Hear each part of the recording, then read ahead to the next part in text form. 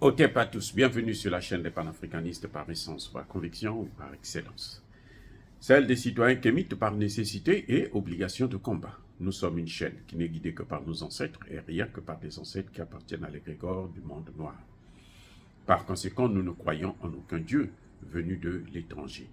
Toutefois, cette vidéo n'est aucunement destinée à inciter à la haine ou à la violence, car nous menons un combat qui est d'abord et avant tout spirituel, intellectuel et démocratique. Ensuite, il est politique, géopolitique et géostratégique.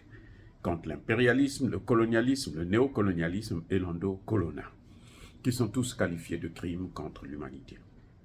Nous menons ce combat sur la base du principe fondamental que nous avons hérité de nos ancêtres kémites, qui est celui de la Mahat, c'est-à-dire solidarité, vérité et justice. Vous êtes donc en droit de connaître la vérité et nous avons l'obligation de vous dire la vérité, rien que la vérité, afin que justice soit rendue au continent africain. Et ça, c'est notre modeste contribution dans cette noble lutte en faveur de la souveraineté, la dignité, la solidarité et l'unité africaine. C'est exactement ça que nous appelons le panafricanisme. Bien-aimés frères et sœurs, le Burkina Faso, par la voix du Premier ministre Kellem de Tambela et par la voix du président de la République lui-même, Ibrahim Traoré, ils ont précisé que les carottes sont cuites. Le Premier ministre a présenté un discours dans lequel il disait que nous avons décidé de prendre en main notre souveraineté. Et donc, nous sommes dans une voie de non-retour. On ne repart plus vers la CEDEAO, qui n'a jamais été pour la souveraineté des États. Le président de la République, lui, il parle carrément des chaînes de l'esclavage qu'il faut briser. Et là, il a parlé au micro de Alain Foucault. Il a dit toutes les chaînes de l'esclavage doivent être brisées. Ça veut dire quoi? Ça veut dire que même le CEPA aussi est parti, il vole en éclats. Il dit bien toutes les chaînes de l'esclavage. Nous sommes à un point de non-retour. On ne peut plus négocier avec la CEDEAO. La CEDEAO peut évoluer, c'est 15 États, moins 3, ça fait 12. Ils sont 12 États, c'est beaucoup. Ils peuvent évoluer à 12. Vous ne pensez pas?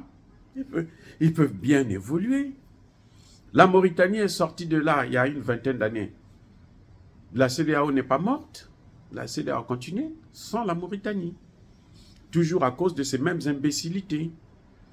Je vous fais savoir qu'en Mauritanie, là, ce sont encore, comme d'habitude, des Noirs qui sont en train de souffrir. 80% des Noirs, mais n'ont jamais pu accéder au pouvoir. Et on dit que c'est la démocratie. Ah oui, c'est ça la démocratie que les pays arabes, notamment l'Algérie, le Maroc, veulent imposer dans le Sahel et notamment pour l'Algérie, le cas de l'Algérie au Mali. Comme ça, elle va s'accaparer du nord du Mali. C'est fini. Le temps où nous, on se laissait avoir, on donnait tout ce qui nous appartient aux autres, il est révolu. C'est caduc. Maintenant, nous prenons nos responsabilités. Donc, nous saluons l'intervention du Premier ministre et du président Traoré parce que nous attendions une telle réponse, puisqu'on a vu que la CEDEAO comprend maintenant qu'on peut négocier. Pour la CEDEAO, on peut négocier. On peut négocier. La CEDEAO, pour elle, 70, 80 millions d'habitants doivent attendre que la CEDEAO s'entende avec Emmanuel Macron et Joe Biden, ou plutôt Blinken, pour décider de l'avenir de 80 millions d'habitants. Vous vous rendez compte? Ils réduisent. Serge Daniel passe sur leur chaîne de mensonges pour réduire carrément la population de la CEDEAO à 60 millions d'habitants. Mais il prend le soin de ne pas parler de la superficie. Parce qu'il sait que l'AES, les 3 pays là seulement, font plus de près entre 40 et 50% du territoire de la CEDEAO. Donc la CEDEAO, c'est devenu un petit morceau, il n'y a pratiquement plus rien. Quand le Tchad va rentrer là-dedans aussi, c'est même pas la peine. Quand la Guinée va les suivre, on oublie la CEDEAO, il y aura quoi? Ça sera quoi comme territoire?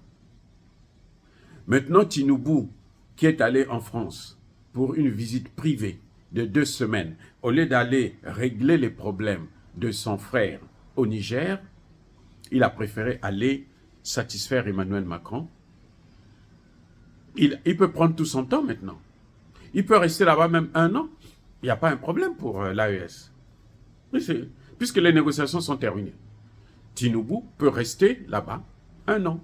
Il n'y a pas de problème. En tout cas, nous sommes contents parce que le président a dit « niet ». Il n'y a plus de négociations. C'est fini. Le Premier ministre a dit « niet ». Nous avons mûrement réfléchi. Mais écoutez, cette décision n'a pas été prise à la sauvette, à la va-vite. Ça, ce sont les conséquences de toutes les sanctions qu'ils ont prises. Les conséquences de se faire manipuler par la France. Maintenant, ils peuvent se faire manipuler, puisque la France a déjà le Nigeria, la Côte d'Ivoire. La France va maintenant avoir une base militaire au Nigeria. Tant mieux, c'est bon. Maintenant, c'est bon. Donc, pourquoi elle a besoin encore du Niger, non? Elle a le Nigeria. Le Nigeria a quoi? Il y a le pétrole, non? Vous allez voir comment ils vont diviser le Nigeria, là. Vous allez voir. Ce que Tinubu est allé chercher, là, c'est ce que l'homme ne doit jamais chercher. Je ne sais pas s'il était sous l'effet de la drogue, mais tant pis pour lui, là. Tant pis pour les Nigériens. La dernière fois, les sénateurs nigériens l'ont sauvé. Cette fois-ci, là, je ne sais pas, j'espère qu'ils vont encore le sauver. Mais s'ils ne le sauvent pas, là, vous allez voir comment le Nigeria va descendre de première puissance économique d'Afrique à 10e, 15e ou 20e puissance économique d'Afrique en moins de 5 ans. Parce que ces gens-là, ce sont des dévastateurs. Ils ne rigolent pas pour détruire. Regardez comment ils ont détruit la Côte d'Ivoire.